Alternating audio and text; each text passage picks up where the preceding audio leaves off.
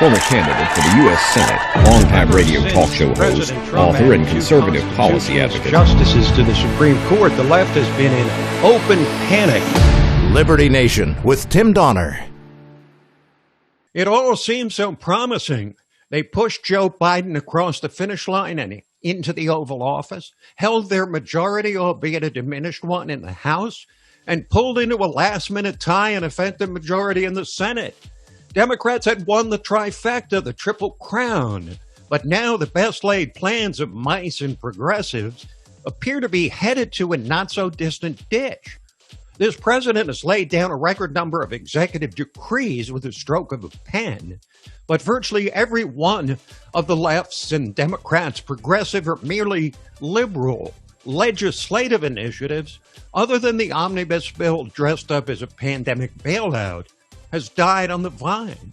Why has the left and the Democratic Party been unable to exploit their control of the White House and both branches of Congress to abolish the Senate filibuster and push through expanded voting rights, court packing, adding states, and a host of other left-wing proposals?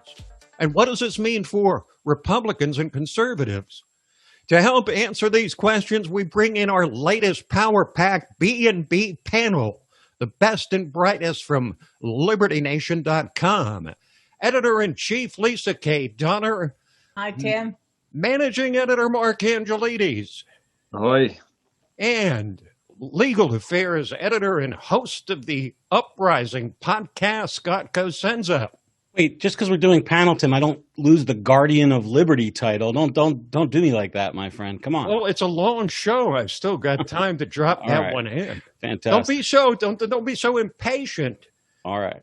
Now, Lisa, let's jump right in by laying the groundwork for this at least 2-year run of Democratic control of the presidency and Congress. In looking at just how successful the Democrats really were in 2020, would you consider what happened in last November's election a mandate for the Democrats or something less? And why? Well, I hardly think it was a mandate. I mean, there were significant losses in the House. There was a squeaker in the Senate, but a majority does have the onus on them to produce. A tweet by AOC this week was telling. She's like, let's go, people. We got to get this done. Well, the Dems are beginning to feel a little bit pressure. Tick tock, tick tock.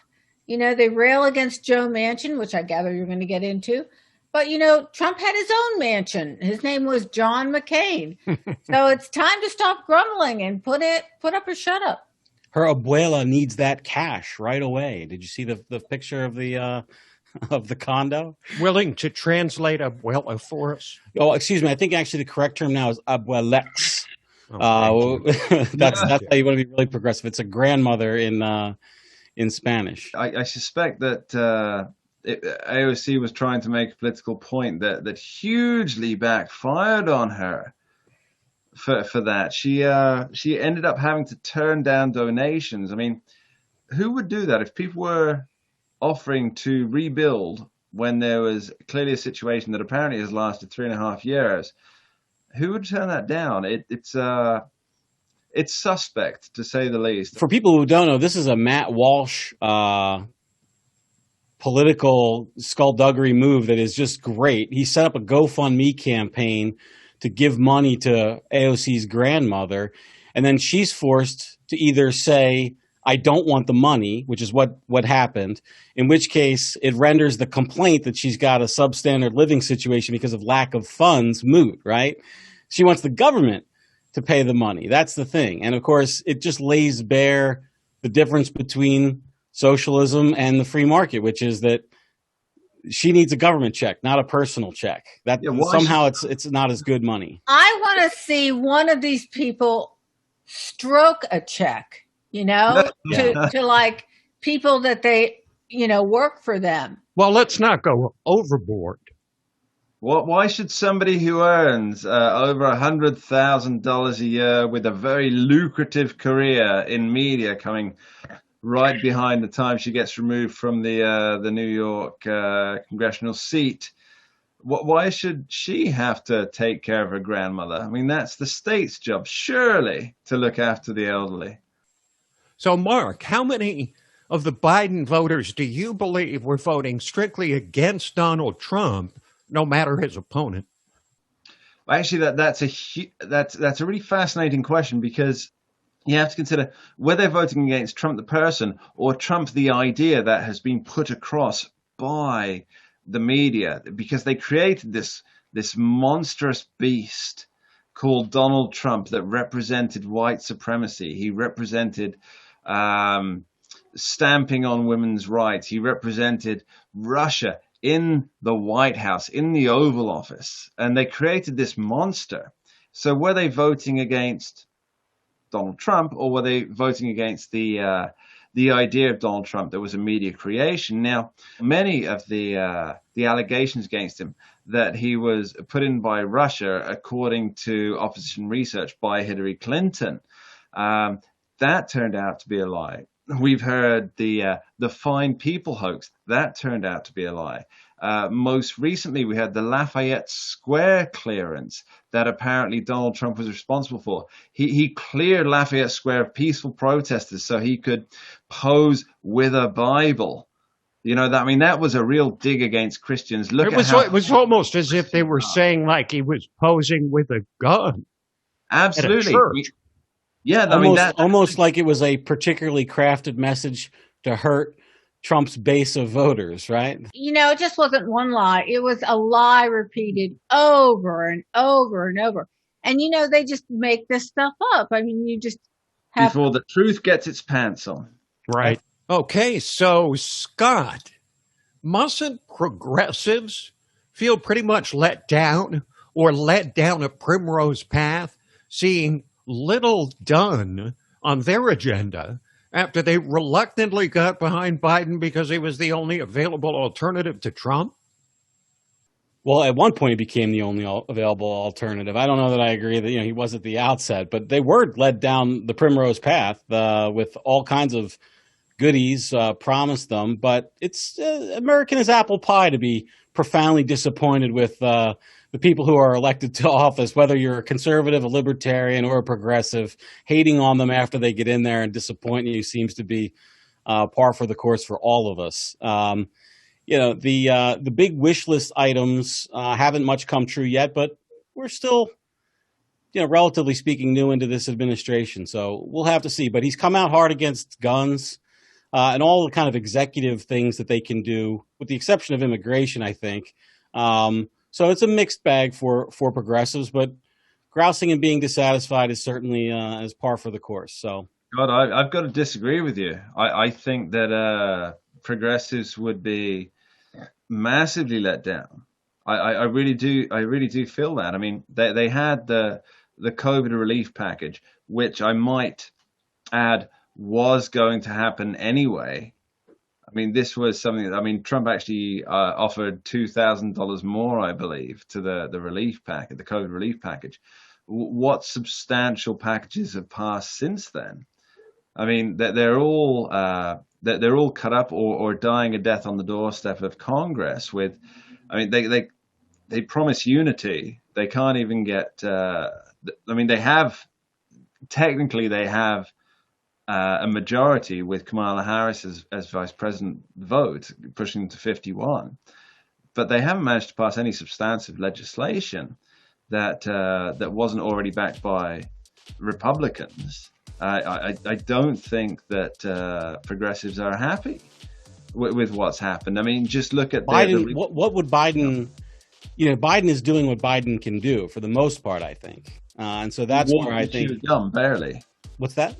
Walk and chew gum, barely. Liberty Nation with Tim Donner. Democrats headed for the ditch. Why has the left and the Democratic Party been unable to exploit their control of the White House and both branches of Congress? And what does this mean for Republicans and conservatives? We're back with our B&B panel, best and brightest from LibertyNation.com. Leesa K, Donner, Mark Angelides, and Scott Cosenza. No discussion of the Democrats' agenda and their ability to achieve the objectives they've shouted about from the rooftops, would be complete without the inclusion of one Joe Manchin, moderate, mild-mannered Democratic senator from West Virginia who has vowed to vote against virtually all of the left's most precious projects, from the so-called Voting Rights Act to trashing the filibuster, and turned himself into the skunk at the Democrats' garden party. Mark, what kind of pressure must there be on Joe Manchin as the singular figure blocking almost all of his own party's most significant initiatives? He doesn't seem to have backed down, but can he take the relentless heat he's under without ultimately caving?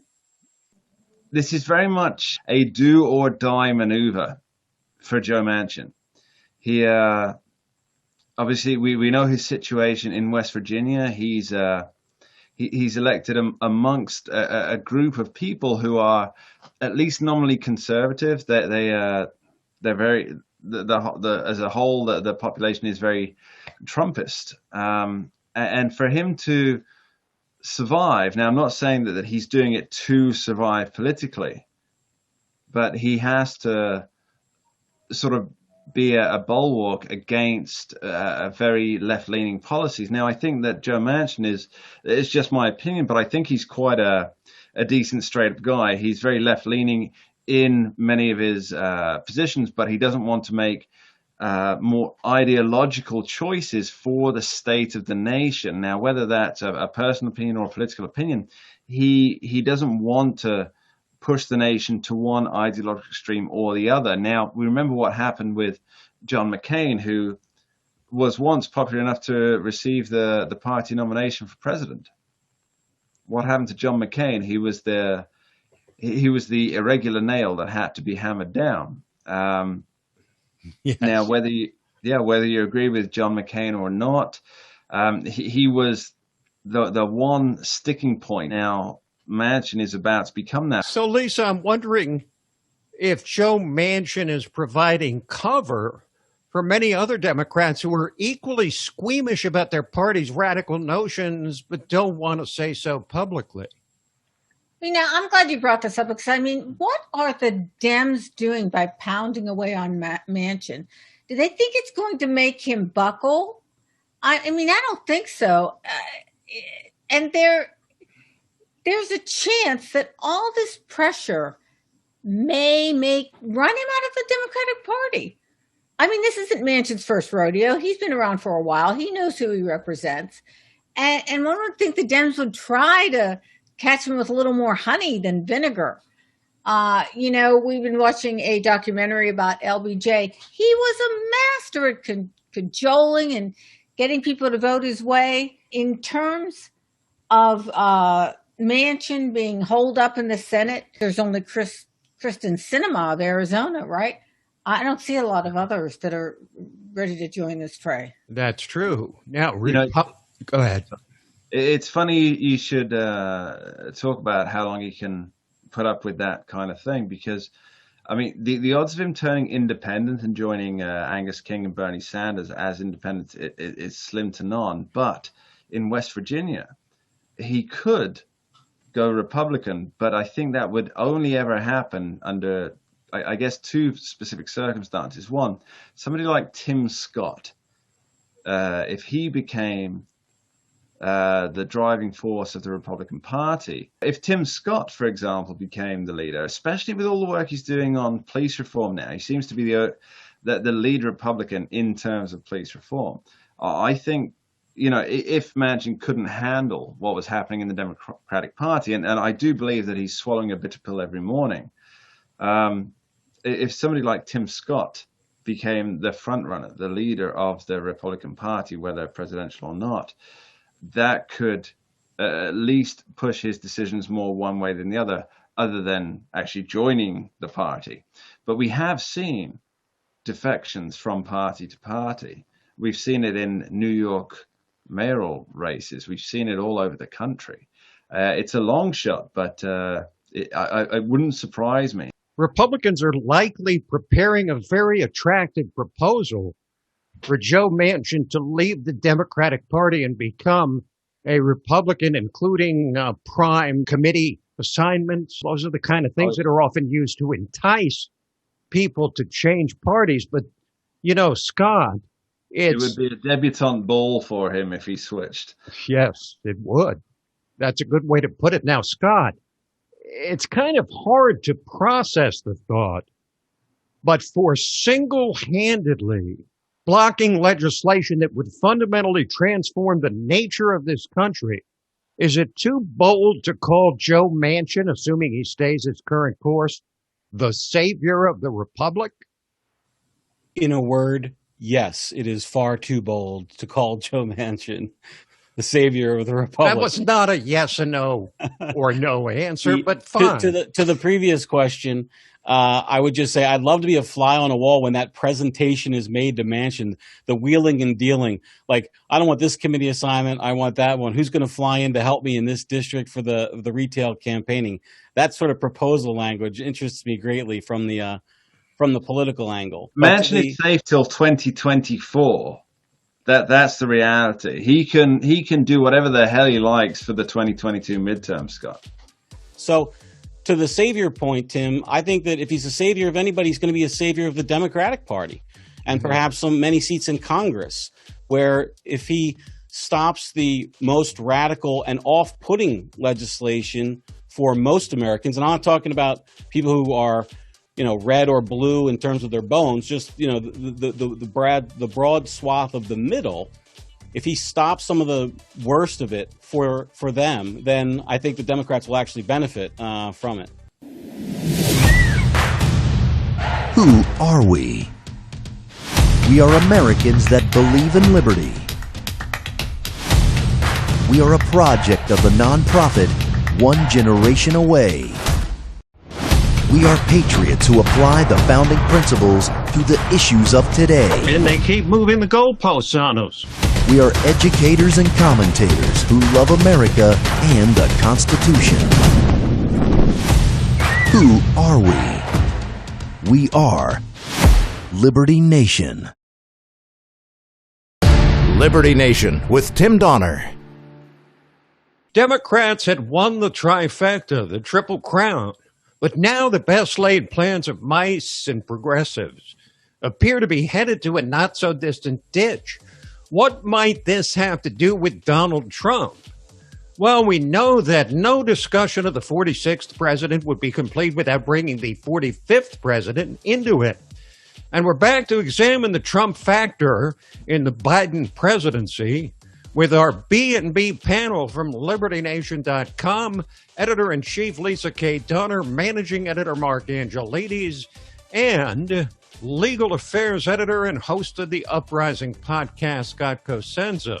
So, Scott, Biden famously vanquished Trump by essentially doing and saying nothing, being just not Donald Trump. Don't just do something, stand there. How long is that singular element, not Trump, likely to carry Joe Biden in his presidency? It will last until the big box mainstream legacy media decides that it wants to turn its attention elsewhere. I think we've seen it flagging a little bit this week, as a matter of fact, with the announcement of Kamala Harris's issues. The White House seems to have thrown her under the bus. And the press seems to be interested in that story as a critical story about the Biden-Harris administration. I think that to the extent that Donald Trump signals that he's not going to re-enter to be a candidate for president, the press will be more likely to turn their guns, their sort of critical skills towards the Biden administration, and he'll lose that shine. But if Trump more likely indicates that he's going to run, then we'll just see Joe Biden once again not being Donald Trump to be his sterling asset. So, Mark, how much of Joe Biden's agenda is his own? And how much is simply distinguishing himself from Donald Trump at all costs? Tim, I've got to say that in terms of Joe Biden's agenda, I would say he does not have an agenda himself. I think it's more a case that Joe Biden was bargained and horse traded his way into a position, not through him, but through the sheer unlikability, the unelectability of those people who were racing against him in the primaries. They were so unpopular. I mean, look at his vice president, Kamala Harris. She had to drop out so early in the race because nobody liked her. But this was the problem with so many progressive candidates. I mean, we've seen it in the New Jersey and the Virginia gubernatorial primaries. People don't want the progressive candidates. So essentially, they revert back to, let's elect the old white guy. We don't want the progressives, the hard left people. And that we've seen that in practice, in reality. We've seen that. So when we say how much of Biden's agenda, I don't think there's so much of Biden's agenda. I think he was the right person compared to the far left extremists that were surrounding him. I don't think he really has an agenda as such. He has, let's continue the Obama administration for another 4 years. One of Obama's first promises, he was going to shut down Guantanamo Bay. Do you remember that? Yes. For sure, 100%. All those decades ago. Within the first 100%. 100 days. Right. Yeah. 100%. Well, apparently, Joe Biden now has a plan for that. Yeah, It's very I know. Warren. The border is a disaster. The economic situation is a disaster. He's going to have to revert to what Donald Trump did at some point. Otherwise, it's just a downward spiral for his presidency. Why do you say that the economy is a disaster? Well, look at the recent figures, Tim. We have inflation. We have cost increases, 5%, I believe. At time of recording, it's 5% cost increase on most things. We've seen him shut down the Keystone XL pipeline, which has now, the Canadian company that was backing that has now pulled out. I believe it's JS Energy. They've now pulled out because Joe Biden, in his first 100 days, decided that, well, we're not going to renew the permits for this. So they pulled out. Now, just remember, only in May 7th, we had the Colonial Pipeline shut down. So, and gas prices went through the roof. You know, shortages across the board. These decisions are detrimental to everything that's happening. I'm smiling here. You might notice, and that's not because I'm expressing Schadenfreude, but it's because I'm aghast at the poor quality decisions that are happening from the Biden administration. Okay, Leesa, when does the Trump statute of limitations run out? And that's a two-part question. When does Biden's ability to blame Trump for every problem, as with the border, run out? And when does his ability to take credit for what Trump did, as with vaccines and the economy, expire? Ding, ding, ding, ding, ding. Time's up. I mean, we're 5 months in, or in Joe Biden speak, we're 15 months in. You know, 5.5 hours. So whatever. You would think that time's up on blaming the last guy in power, but you know, I suppose it has a lot to do with what is getting done currently. You know, so that people have something to look forward to. Obama took the full 8 years to blame Bush for everything, right? Did he ever stop? I think on Trump's inaugural day that Obama didn't actually blame Bush for anything. We're not even in 8 months yet for Biden. He's got a long way to go for blaming the other guy, right? When Nikita Khrushchev took over from Stalin, there's a story that the administration, they said, well, there's a desk with some notes in it that you should read. And so Khrushchev, he got there and he read the opening note and it said, in here are 2 letters. If you get into trouble, open the first letter. The second time you get into trouble, open the second letter and we'll have the solutions for you. So anyway, a few years go by and Khrushchev, he gets into a lot of trouble. And so he opens the first letter and Stalin had written to him, he says, blame it all on me. And so he goes, all right. And so he blamed it all on Stalin and everything went very well for him. And then a little while later, he got into trouble again.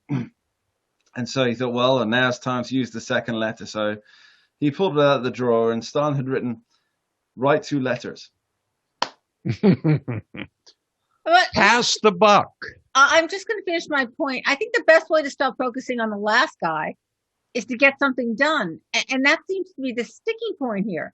I mean, where are all the reforms that Biden has promised? Where's the peace? Where's the unity? Where's the healing? Where are the people singing Kumbaya? You know, when people are waiting in gas lines, paying more at the pumps, more at the grocery store, and there's more crime in their neighborhood, well, those are real things that affect Americans. And these are things that they have traditionally voted on. So I don't think the Biden administration is going to have more. I think they're going to have more than just, I'm not Trump by the midterms. Leesa, let me ask you a question, sort of going forward to 2022 and 24. Will the left, do you think, ever pay a price for what I called in an LN article, America's Summer of Shame in 2020, when they stood by and did nothing as America burned? You know, Tim, as you really look at it, Portland is still burning. Yeah. And I don't think we will be revisiting last summer because, after all, the party that ignored it is holding the reins of power. You know, but I do think there's a lingering concern about a spike in crime. The Tony community of Buckhead in Atlanta. Great word, Tony. Yeah, they're looking into getting their own police force. And I think you're going to see a lot more of that happening. People in gated communities aren't the one worrying about the crime as much, you know, as the folks in the urban communities. And so I think all this police reform business and defund the police is really going to hurt the poor people in the urban areas. That's 100% certain. The worst affected people are going to get it the worst. It's true with inflation. It's true across the board with so many of the negative consequences of the policy choices of this administration. It's a cruel irony. It's literally the exact opposite of what they portray. No police doesn't hurt rich people in rich neighborhoods. They'll figure it out. It hurts the poorest of people who have nowhere to turn, when their security's threatened. Liberty Nation with Tim Donner. Democrats headed for the ditch. Why has the left and the Democratic Party been unable to exploit their control of the White House and both branches of Congress?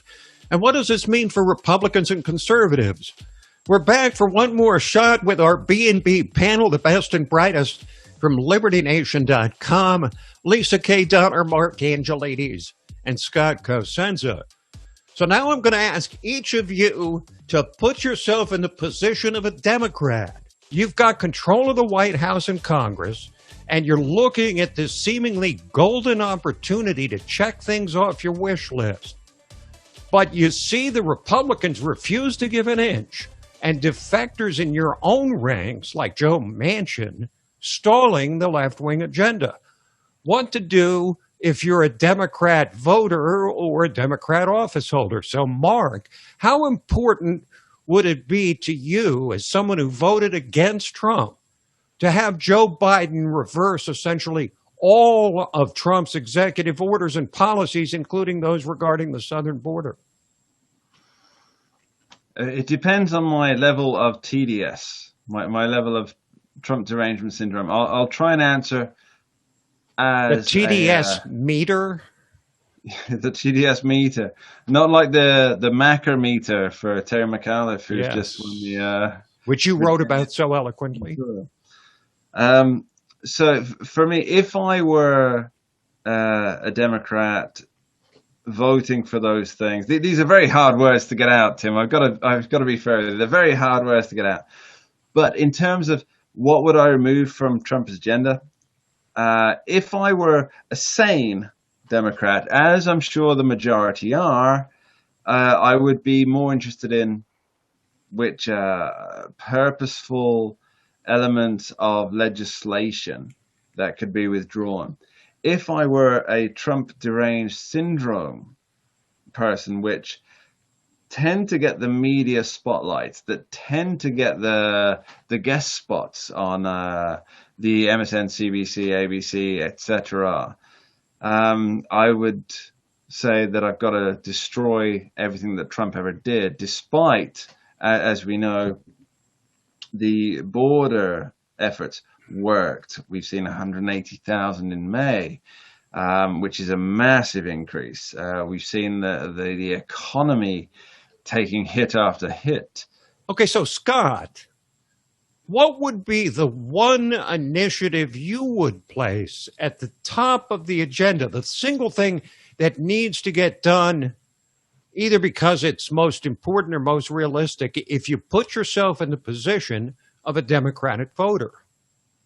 Well, I have been a registered Democrat in my life. I've been a registered Republican. I've been a registered Libertarian and a registered Independent. So I have no problem. You're very open-minded. I've I'm always said that about you, Scott. Yeah. Time to grow up and make up your mind. I am promiscuous with my party registration, and I have made up my mind, Lisa. The reason why those switches, they don't indicate a switch in my ideology or mindset. It's just I have this chaotic belief that I might actually make a difference in voting in some primary. So in order to vote for one candidate or against another, I might switch my party registration. So with that in mind, I think that the one issue, Tim, and I don't know that it's solvable at all. I suggest it's probably not solvable, but they could really do some good if they actually tried to make an effort at the border in a meaningful way. So I don't know what that means in terms of getting those kids out of the Obama cages, but I think if they did and then actually had real photo ops at the border with some amelioration of those horrible conditions, that would help. I see from time to time, I watch the Jimmy Dore program. He's a progressive Democrat who attacks them from the left, and I see a lot of attacks coming from the left on this immigration thing, and I think that's why the White House actually let Kamala take a bunch of heat on it this week, because they want to shift it away from Biden. So if that's where so much heat is, they can cool it down by doing something to help the situation. Okay, now, Leesa, you have been a Democrat in the past, didn't change your registration or anything. So I can ask you, coming from a Democratic perspective, putting yourself in the position of being a Democrat, how would you rate Joe Biden's performance over his first almost 5 months in office? Well, I guess I would have to say that not being Trump counts for a lot if I'm a Democrat. I think the folks that voted for Biden may have felt some initial relief. The frenetic pace of Trump, the rancor between the media and the president, the daily, battle. But again, Joe Biden, I'm starting to feel, if I had voted for him, if I was a Democrat, it's time to move forward, get a little something done, some sort of legislation. You don't go down as a great president, as a great placeholder. Most of what presidents are remembered for are the pieces of legislation that got passed, not for the number of executive orders they put a pen to. Again, LBJ, you had civil rights legislation. Reagan and Trump, you had tax cuts. Obama, like it or not, you have Obamacare.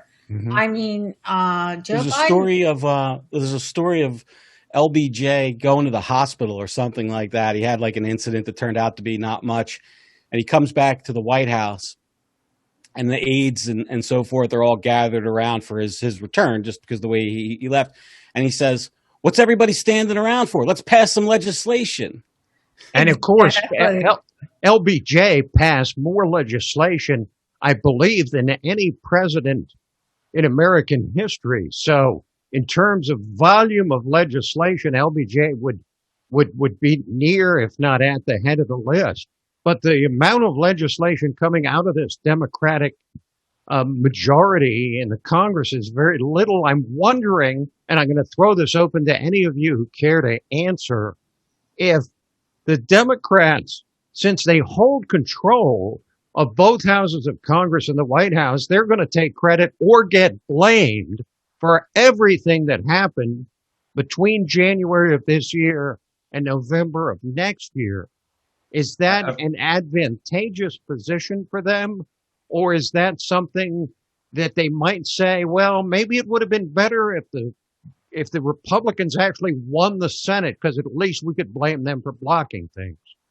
Tim, they will already be blaming the Republicans for every failure, because the cozy media cartel, or as Jeff Charles, an author at libertynation.com, calls them, the activist media, are pushing that anyway. Every failure is a Republican fault. Every success is a Democrat only win. There's no way in the... It's like this. When you read the story about the legislator or the politician gone wrong, you know that they're a Democrat because they don't mention the party affiliation in the top of the story or the headline, right? And if it's a Republican, it could be a dog catcher, but you'll read about a Republican elected official does such and such. For sure. I think it really is time for Joe Biden and company to put up or shut up. If they're going to get something done, they got to do it soon, because 2022 is just around the corner. Who are we? We are Americans that believe in liberty. We are a project of the nonprofit One Generation Away. We are patriots who apply the founding principles to the issues of today. And they keep moving the goalposts on us. We are educators and commentators who love America and the Constitution. Who are we? We are Liberty Nation.